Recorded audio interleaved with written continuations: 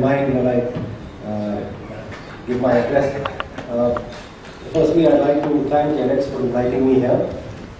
Distinguished speakers on the dais and colleagues and friends in the audience. I was in college and university from 84 to 90. That was the period in which you were having this major privatization drive by Margaret Thatcher in Britain. I don't know how many of you recall that. Where almost 50 public sector undertakings of the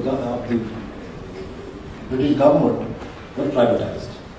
And the general refrain was that the public sector is inefficient, it is, they just get into strikes and unionize, they're loss-making, they're a drain on the economy. And some of my mindset since then was always a little negative towards the public sector, that they're not very efficient, it's not very good, and so on and so forth. Added to that was the fact that during that period, even in India, the private sector, the public sector was doing pretty badly. I remember in 92-93 was it, I think, Steel Authority of India's share was selling at, I think, 4 rupees a share or 5 rupees a share at that time. I mean, it was literally going for a song at that time. And the balance sheet was bleeding, and they were making all sorts of losses. But the fact of the matter is that the story is a lot more complicated than just talking about the efficiencies of the private sector and the inefficiencies of the public sector. If you look at Britain again, from the period 1985 to the present day, in 1985 I think the share of manufacturing in Britain was more than 20-21%. Today it is below 10%. And a lot of people attribute the destruction of manufacturing industry in Britain to the nationalization drive which was taken up in those days by the Margaret Thatcher government. Now, of course, history will be the judge whether that was the real reason for it doing so badly, etc. But the fact remains that once these whole industries were sort of wiped out, the automobile industry was wiped out, the shipping industry was wiped out, mostly Britain turned it from a manufacturing center to a center for capital and finance and so on, and those kinds of jobs. But barring that and the experience of the US, which has hardly any so-called public sector undertakings, if you look at Europe, if you look at other parts of the world, the public sector plays a very, very important role. I mean, I don't know how many of you know that the Pohang Iron and Steel Company, which is possible, started off as a PSU. Rolls-Royce was a state-owned enterprise. Singapore Airlines today, Singtel, they're state-owned enterprises even today. And they're doing very, very well. Vale started off as which is the largest iron ore exporter in the world. I think with a turnover of I think $50 billion or so dollars, started life as a state-owned enterprise and was privatized in 1997 or 98.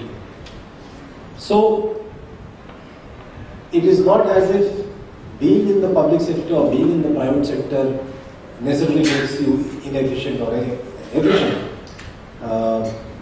It is more the kind of competition which you have in the economy which ensures whether you are competitive or whether you sort of just become a monopoly. I mean, there were plenty of instances of monopoly before, and that is probably the reason why the public sector also got a bad name. For example, before 1991, steel was a controlled subject. I mean, there was actually commissioner of iron and steel in the Ministry of Steel, and I'll give you an example, who used to determine what would be the freight for moving steel products from X to Y, how you would equalize the freight, who would be given permission to produce how much, at what locations, and so on. So it was that control which led to the kind of environment which was there, that the public sector is bad and they sort of obstructed. You had lines for telephones before the privatization of the telecom sector. Yet after the privatization, if you see, most of these companies which belong to the government, whether it is SAIL, whether it is NMDC in the steel ministry, or whether it is NTPC, whether it is ONGC, I mean, you name it, BSNL, etc., they have tried. They are doing pretty well. So it is more about the kind of environment that you put in place which ensures the performance of any company, whether it be private, whether it be public. In the case of the steel sector, and I can talk about that with some confidence because this was a sector which was deregulated in 1991 for its own good. And before 1991, steel was, we were producing, I think, about 15 million or 17 million tons of steel. And today we are at about 81 million tons of production, 100 million tons of capacity. We are the fourth largest steel producer in the world. But having said that, some of the most ambitious expansion program which is going on currently in the steel sector is by the Steel Authority of India Limited. They are, within the next 2 to 3 years, they will be close to producing 22 million tons of steel within this country. RINL has some of the most efficient parameters of steel production in the country. It can be matched with whether it is the Tatas or the Jindals, whoever it may be. The efficiencies are comparable. And that has largely been on account of the fact that government has today started realizing the importance which is there for HR, for giving market-driven salaries and giving independence to the public sector to be able to do its own thing. True, a lot more can be done. I mean, for example, if you look at how a Singapore Airlines or a Singtel perform, it is literally run like a private company. There is no difference between a public sector company and a private sector company. The CEOs are paid market rates, wage rates. Or if you look at some of the Chinese state-owned enterprises, they are doing even better. I mean, today, India is the fourth largest steel producer with 80 million tons of steel production. China produces 700 million tons. 50% of the world's steel production comes from China, and almost all of it is from state-owned enterprises. So, I don't think if you're looking at the economy as a whole, the public sector can be ignored only at the peril of the economy. Today in India, we are talking about improving our manufacturing from 15% to 25%. In fact, there is a strong danger that the Indian economy faces, which is thus, for a country to industrialize, you have a situation where from agriculture you go to industry, and from industry you go to services. India has had a kind of a unique development where from agriculture we have moved directly to a service sector economy without manufacturing ever being the largest shareholder of the economy ever. And that is a dangerous thing. And if we want our country to flourish, our economy to flourish, we have to stress on manufacturing. Today, India, I think the share of manufacturing in India's GDP is about 15%. Unless we can get it to 25% or so, we are in serious trouble. China, I think the share of manufacturing in GDP is close to 30%. Because ultimately, where will you get the jobs? The jobs can only be provided from manufacturing, because that is what absorbs the maximum number of jobs of semi-skilled people of the kind which would come from the countryside immediately here. You can't absorb all of them in IT or in some banking services or the hotel industry. Most of them have to come into manufacturing as they are in China. In China, you have industries with one single location, one industry like Foxconn employs 400,000 people at one location. That can only come if manufacturing is strengthened. And for that, you have to ensure that the private, there is a public sector which continues with its stress on manufacturing, which to some extent the private sector is focusing more on services and other financial sector, etc., or maybe to some extent in telephony, etc. But manufacturing, if you look at it today, a large part of the manufacturing is actually covered by the public sector.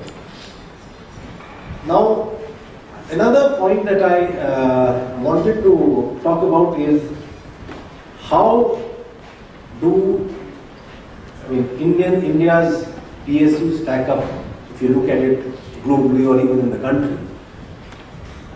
There's a lot which is wrong with PSUs within India. People say that there's a lot of waste, which is true to some extent, the number of companies.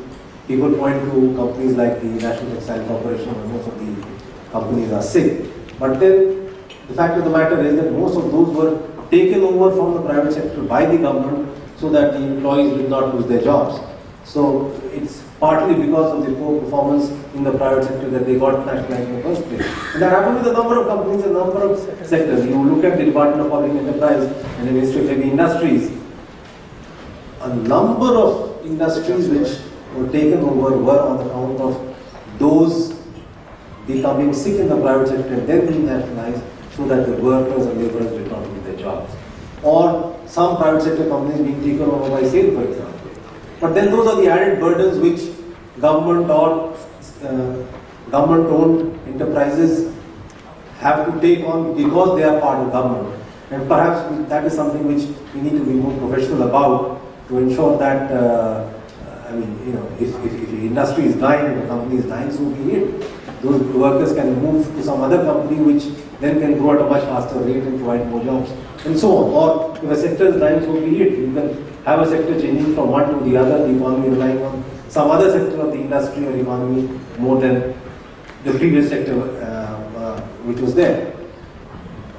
So if you look at the performance of the public sector as a whole, it has been, well, so if you look at some of the biggest companies like ONGC, IOC, Steel Authority, NTPC, BHEL, they are comparable with the best of the world in terms of productivity parameters. Probably SAIL may not, but then SAIL has a different reason because of the huge labor which was given to them as part of their various companies that they had to take over forcibly. But if you look at some of the other companies which did not have this sort of legacy to contend with, you can see them to be comparable with the best in the world. Today, in spite of everything, for the last 10 years or so, in spite of deregulation, liberalization, the public sector continues to contribute between 23 to 21% of GDP, depending on the year that may be. It contributes about, I think, the turnover is about 15 to 18 lakh crores today, I think, is the total turnover of all PSUs. And they employ, I think, 6% of the total workforce of the organized sector of the economy. So they are performing as well as one can expect within the limits of a government structure which is there.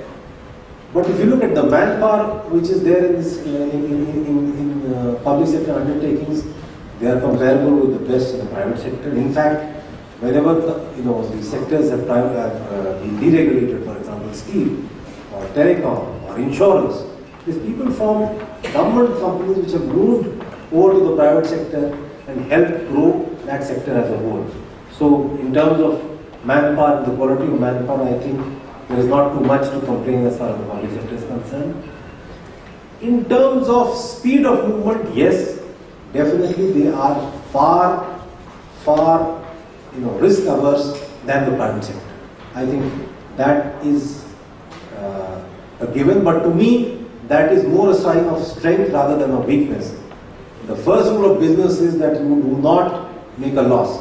So you should be more risk averse rather than look at, no, I'll make 10 times what I'm making today. I mean, just to give you an example, I don't know whether a lot of you have read the papers recently, but there's a company called Integrated Coal Ventures Limited, which is ICVL. There's a joint sector, company with which Coal India, Steel Authority, NTPC, RINL and NMDC have sort of come together and formed this company. They recently picked up ownership of a mine in Mozambique from Rio Tinto. Rio Tinto is one of the biggest mining companies in the world. And they picked up that stake, I'll tell you the number later, but this company was acquired by Rio Tinto initially in 2008 to 2009 for about $4 billion. And they invested $700 million in actual assets into that company. And it was sold to ICVL about, I think, 15 years back for $50 million. So if you take those kind of risks, then those are the kind of problems that you run into. Effectively, they gave it away free. $5 billion was just written down. Even today, you have the Bank of America, Merrill Lynch, paying a fine to the US government of $17 billion. So those are the kind of risks which also go with a lot of private sector macho which comes in, no, we're going to make money, we're going to do this. I mean, I shudder to think what would have happened to the public sector CEO if he had to write off 30,000 crores of valuation because of a wrong bet he had made. So I think it is much better to be safe rather than to be sorry. Be a little slow in going and acquiring. I mean, there was a lot of criticism of ICBL earlier in the last 4 years. That, oh, we are not acquiring anything, and look, the Chinese are going everywhere and acquiring everything, and why are you not going and acquiring? Because the valuations did not make sense. At that time, coking coal was at $300 per ton, and everybody is looking at prices going to $500 a ton of coking coal. And the Chinese bought almost everything which was there to buy in Australia, in Africa, in terms of coking coal and iron ore was bought by the Chinese at those valuations. Today, at that time, iron ore was at $180 a ton, coking coal was $300 a ton. Today, coking coal is $120 a ton. Iron ore is $90 a ton. So, in these things, because they were risk averse, they could. I mean, this is the time that now the Indian companies, Indian PSUs are moving in more aggressively and trying to acquire assets abroad, because now the valuations are far, far lower and look far more attractive than they did in those days. So, the point simply being made is that in terms of manpower, in terms of people, in terms of efficiencies, as well as business logic and business sense, I have not, especially over the last 2 years that I have interacted with public sectors very closely in the Ministry of Steel, where a number of PSUs are there. There is not too much difference in terms of quality of manpower, in terms of due diligence, etc., as compared to the private sector. Sure, they will be a little slower. You have the Parliament on top of them, you have the Ministry on top of them, you have the CVC on top of them, the CVI on top of them. So all these issues make people in the public sector go a little slower. But on the whole, I think I am confident that the public sector will continue to play a very, very important role in the economy of this country. And if manufacturing is to catch up and go up to about 25% of the GDP, you will find that the public sector will be playing an even more important role, not a decreasing important role. Just one final word I'd like to say, and this is on the issue of monopolies, just one point I'd like to make, which my boss was very fond of making, which was, the general refrain was that government monopolies are bad. And you would say, yes, it's true, government monopolies are bad, but the only thing worse than the government monopoly is a private monopoly. And some of us are seeing the reaction of what is happening when certain sectors are privatized without enough thought as to whether they will remain monopolies or not, and the reaction of that are coming on the streets of Delhi itself. So just some things to ponder about as to what will happen to the public sector, what can be done in this with the public sector in terms of the contribution that it can make to the economy. I'm sure it will continue to grow from strength to strength. Thank you.